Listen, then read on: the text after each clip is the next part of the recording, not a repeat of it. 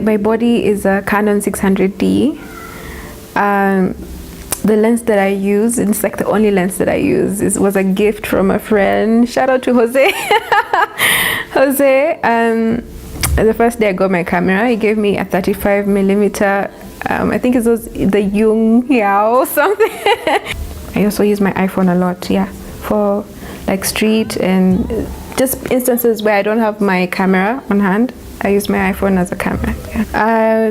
Documentary photography is where my interest lies and what I'm trying to pursue career-wise. But I'm also into portrait and also fashion. I've started to realize I like fashion and I'm trying to experiment with that now. I hate editing, so if I can avoid that, I prefer to have my settings right on the camera, so I like reduce any post work. But when I do have to edit, it's just like adding a bit of contrast here and there, light, and I do that on ViscoCam. I do that on ViscoCam, but I'm currently learning Photoshop and Lightroom. Yeah. The internet saved all the millennials. My favorite works are the current projects that I'm working on right now. Actually, one is about the place that I'm from, Shanzu in Mombasa, and the other one is this project I'm working on about my family, and especially like the parents and the older aunties and uncles. My ex-boyfriend, he is a documentary photographer, and at that time is when he was starting out. This is like 3 years ago. His one was starting out and he was all about it, but I never used to understand it. It's just so funny how 3 years later I'm in the same place that he was back then. He was my #1 influencer and like the one who opened my eyes to like documentary photography. But currently now is the photographer who like showed me that I could do it also is this Nigerian female photographer. Her name is Yagazie Emezi. She's dope, she's amazing. Yeah, she's the one who showed me that I can also do this. I knew how hard it is. I mean, I knew, but I didn't know, especially with like ethics in documentary photography. Every situation is unique, so you can't ever get like a formula that you can go with. So just figuring out my boundaries, what I can photograph, you know, especially like capturing candid moments from people who are not like expecting that. Like it feels kind of like you're stealing something from them by capturing them without them knowing. So just navigating that's what I'm trying to figure out. I sit in bed, watch Netflix, write in my diary, and then wait for tomorrow. Yeah. Because tomorrow is always a new day. Usually when I do that, I take a break. Whenever I take a break, I come back fresher. Yeah. Photography to me is a form of like saving grace. I turned to photography when I was like going through some hard times in my life, and in the beginning, the reason actually I started doing photography was because it allowed me to see the beauty in the world that felt so vain at the time. Like I started to appreciate it actually, and then that's when I wanted to now preserve that appreciation through images.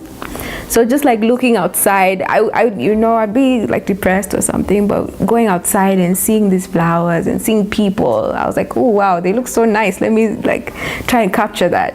And that's how I got into photography, and it continues to do that for me every day, just giving me like solace and showing me that like there's hope in the world, all that shit. So yeah, and it's also coming out of my comfort zone. Like I don't speak much. I don't like socializing, but with photography, I find that I have to do all these things. I have to come out of my shell. I have to remove myself from my comfort zone to achieve certain images, you know. So that's also like forced growth on me, which I actually wanted, and that's why I'm throwing myself in photography. My parents always had a camera. Like we always bought cameras in the house since I was a child, because my dad especially loves capturing moments like that. So we have so many photo albums full of candids, and you know, there's like that like visual history of our family. I don't know how to explain it, but you look at these pictures and you can see the lives that you lived before you got here today, you know. And that's also something very special about photography, in my opinion, is that when you capture an image, you're like freezing a moment for eternity. And that's crazy, because like when you look at a picture of yourself when you were a kid and then you look at yourself now, that's different. But the thing that photography does is that it can remind you who you were back then and what you loved and all that stuff. So yeah, so my parents used to buy all these cameras, and from a young age, me and my siblings would always like, you know, have fun with them, experimenting, having shoots. We'd have so many silly random shoots. But during this time, I didn't even think this would play any role, because it was just something normal to us. But looking back, I'm like, yeah, it's all these, we've always had cameras and photos in our lives, so it's something that was like easy to get into. I'm interested in painting. I've been trying to do it a little, but I haven't taken it seriously.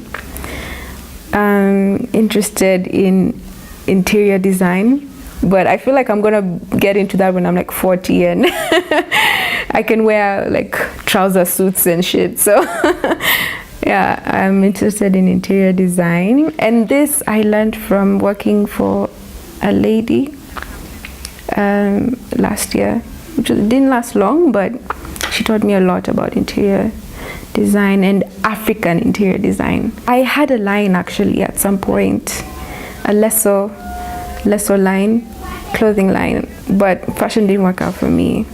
No, I don't enjoy it. I like to dress well, but just like for myself, yeah, for just me, yeah. I wouldn't get into fashion, maybe for fashion photography, but not making the clothes, yeah.